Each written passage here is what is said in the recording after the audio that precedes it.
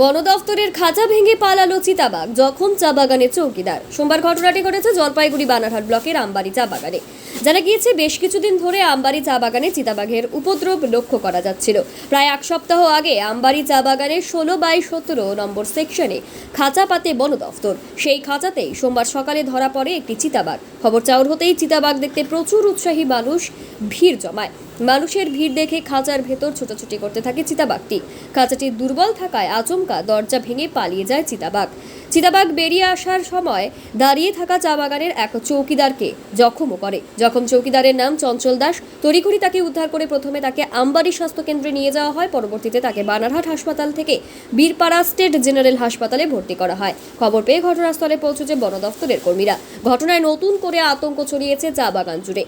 আপনার নামটা কি? আমার নাম হচ্ছে বাবুল তফাদার। বাবুল তাফাদার। কি হয়েছে আমবাড়িতে? অ্যাকচুয়ালি খাঁচাতে বাঘ ফসছিল। ফসার পরে তো সাধারণ পাবলিক তো ভিড় হবেই দেখার জন্য। পাবলিক যখন ভিড় হয়ে গেছে, বাঘ উত্তেজনা, প্রচণ্ড উত্তেজনা হয়ে গেছে।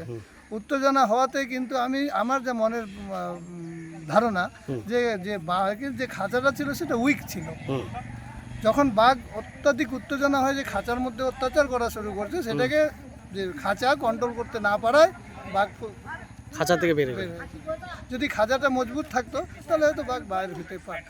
তারপরে কি হলো? কাউকে ঘায়েল করেছে? হ্যাঁ, একজনকে যখন বের হয়ে পালানোর সময় একজনের বুকের মধ্যে থাবা বসিয়েও পালিয়ে গেছে। তার ছেলেটার নাম হচ্ছে চঞ্চল দাস। চঞ্চল দাস। বয়সটা কত হইতে পারে? বয়স মোটামুটি 45। আচ্ছা, এরকম ঘটনা কি কখনো শুনেছেন আমি আপনারা? এরকম ঘটনা আজ অব্দি শুনি না যে বাঘ ফসার পরে খাঁচার থেকে পালিয়ে যায়। কি বলবেন ডিপার্টমেন্টকে?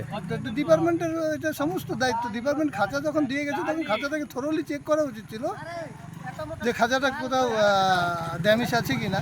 আজকে এত কষ্টে বাঘ ধরার পরে বাঘ যখন পালিয়ে যায়, এত মানে উগ্র প্রাণী, তারপরে কালকে যদি এই অ্যাকশনটা বাঘটা আরও কোনো মানুষের উপরে বা কারোর উপরে নেয়, তাহলে তো ভয়ঙ্কর ব্যাপার করবে।